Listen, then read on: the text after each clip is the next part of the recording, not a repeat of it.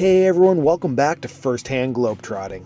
Most of the time when I travel, converting money into the local currency is pretty straightforward. You just go to the bank or currency exchange, hand them some money, they hand you some back, easy.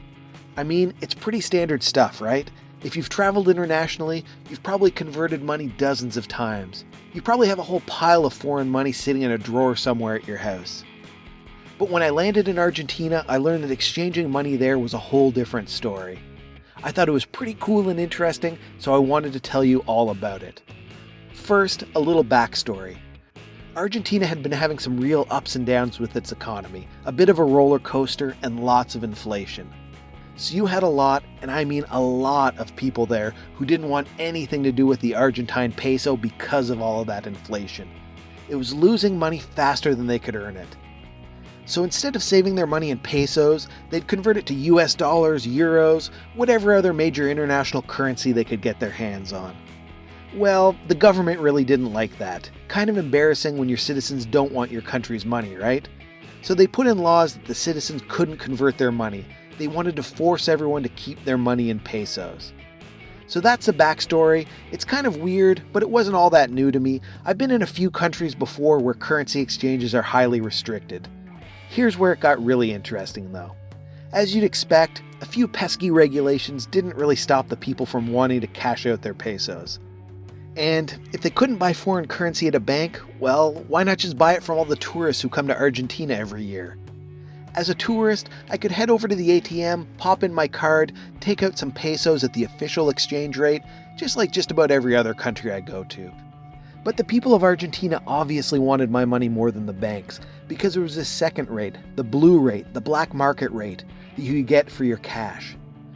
And it wasn't a small difference between the rates either. As a tourist, you'd get about 40% more pesos using the blue rate. Huge savings, way better than the banks. And this wasn't some super secret rate where you needed to know someone who knows someone who knows someone to learn about it. You could just pick up the newspaper and it would be printed right there for you. Everyone knew it. But this is a black market rate. It's technically illegal, so it must be really hard to find someone to do the exchange with, right?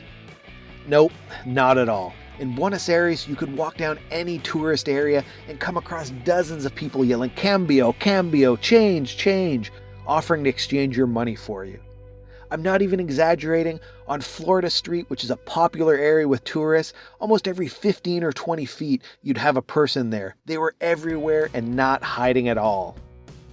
I mean, just look at this guy here. He's standing in the middle of a busy area offering to exchange money. Even if it is illegal, it wasn't hidden at all. So here's how it worked. You'd go up to one of these black market money changers yelling "Cambio," and you take them up on their offer. But they were just the salespeople out on the streets. They'd walk you over to another spot, usually some store that had a back room, and in there you'd get to the real money man. He'd have a big pile of pesos, a calculator, and not much else in there. You tell him how much you wanted to exchange, he'd show you how many pesos you get, and if everything seemed okay, you'd make the exchange and go on your way. It may seem pretty weird or back alley, but it was actually a super easy process. Other than it taking place in a back room, it really wasn't all that different from any other currency exchange.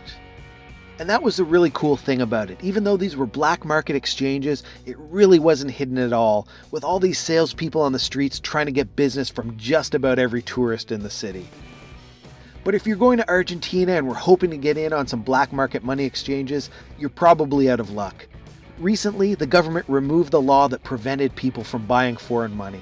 So the blue rate has pretty much disappeared. I haven't been there since, but I'm guessing that all the money changers are out of business now. But it was pretty interesting while it lasted. That's it for this video. I thought the whole Argentina money exchange thing was pretty cool, and hopefully you did too. Make sure to click the subscribe button down below, like the video, leave a comment, all that other fun stuff. On Instagram, I'm First-Hand Globetrotting. On Twitter, I'm First-Hand Globe. Make sure to follow me on there. And don't forget, it's an incredible world out there, so pick up your passport and do some first-hand globetrotting of your own.